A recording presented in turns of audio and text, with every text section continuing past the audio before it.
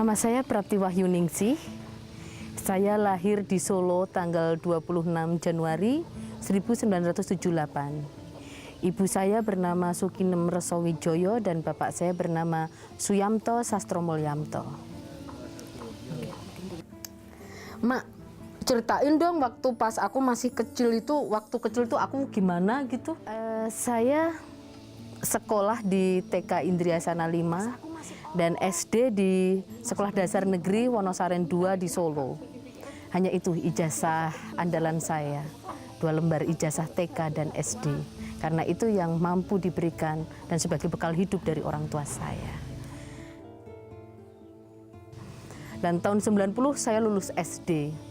Nah, sejak saya lulus SD itulah yang menjadikan Ningsih seperti sekarang ini. Karena pada waktu itu tahun 1990 dengan adanya proyek Bengawan Solo, saya yang anak tunggal yang tadinya mimpi bisa melanjutkan sekolah, melanjutkan pendidikan yang lebih tinggi, itu hanya kenangan. Dan akhirnya apa yang terjadi, saat tetanggaku pulang kerja, aku tanya, Mbak ada lowongan nggak, aku mau ikut kerja. Tetanggaku bingung, kamu anak kecil kok mau kerja? Ya habis di rumah nggak ada yang dimakan, bahkan mau minum air mateng pun susah karena nggak kuat beli minyak tanah. Aku umur 11 tahun bekerja dengan gaji sehari Rp500.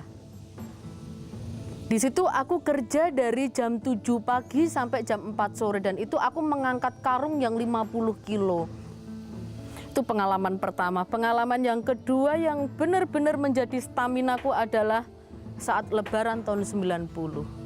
Kami 2 hari 2 malam sama sekali tidak ada yang dikunyah dan ditelan. Dan doaku yang sekarang ini bermiliar-miliar persen dipenuhi oleh Allah.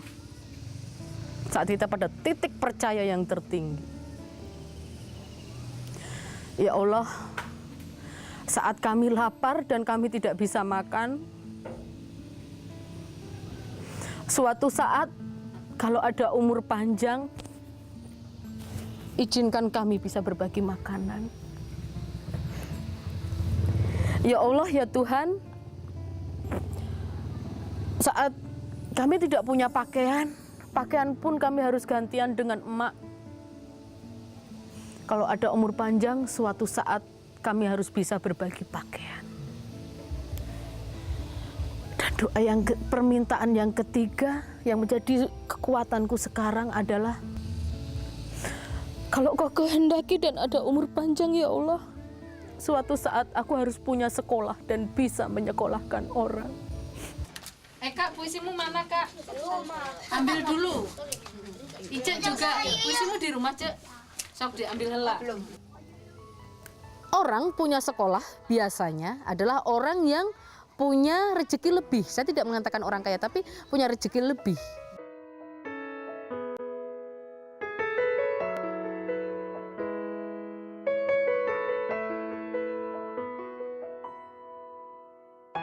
Saya hanya apa yang bisa saya lakukan itu yang saya kerjakan. Dan disepakati sekolah kita sekali pertemuan bayar Rp1.000. Yang daftar pada waktu itu pertama 35 anak. Udah jadi sekolah. Gurunya pun waktu itu nggak dibayar dulu. Tapi setelah murid kita ada 60, gurunya untuk guru koordinatornya dikasih honor 100.000, asisten gurunya 50.000. Dan kita bisa beli krayon, bisa beli macam-macam. Sampai sekarang kita menginduk ke SD desa terdekat dan subhanallah kita punya TK, SD dan SMP. Walaupun di daerah pedalaman Kerawang yang sampai detik ini belum ada listrik. Setelah dari Kerawang, saya mendapat musibah yang luar biasa. Musibah yang bagi teman-teman itu adalah ambang batas kemanusiaan, apalagi seorang perempuan. Terus setelah 1 tahun itu musibahnya udah kelar, aku berusaha bangkit. Oleh teman-teman Walhi Jabar, aku dibawa ke Bandung. Aku bikin warung kepercayaan. Nah, disitulah aku menghasilkan sampah banyak banget. Ini diapakan sampah-sampah ini? Akhirnya aku otak-atik jadilah kupat-kupatan dari bungkus kopi kayak gitu. Jadi dompet dari bungkus mie kayak gitu. Disitulah aku akhirnya membuat konsep zakat sampah. Sampah Di kilo memang laku, tapi kalau bungkus-bungkus instan itu nggak laku. Dikemanakan? Dibuang, dibakar. Kasihkan aja ke saya, ini bisa saya gunakan untuk ini. Nah, dengan sampah ini, subhanallah, di Bandung teman-teman dari berbagai kalangan atas, menengah, bawah, semuanya mendukung. Anak Indonesia, salam hijau lestari. Salam hijau lestari, anak Indonesia. Saya semakin yakin dengan pendidikan yang diimbangi dengan karya, itu kita akan dihargai.